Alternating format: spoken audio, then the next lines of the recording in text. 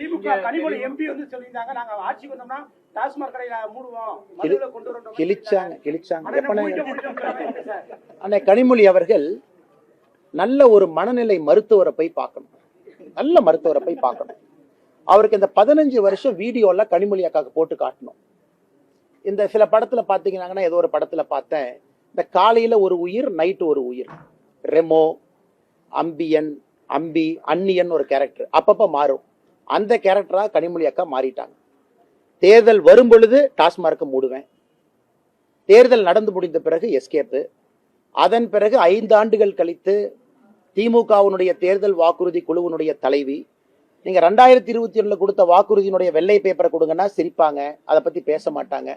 அதனால கனிமொழி அவர்கள் எப்படி பேசுறாங்கன்னே தெரியல. அந்நியனா பேசுறாங்களா, அம்பியா பேசுறாங்களா, இல்ல ரெமோவா பேசுறாங்களான்னு தெரியாது. மாறி மாறி பேசக்கூடிய அரசியல்வாதியாக அருமை அக்கா கனிமொழி அவர்கள் இன்று மாறி இருக்கின்றார்.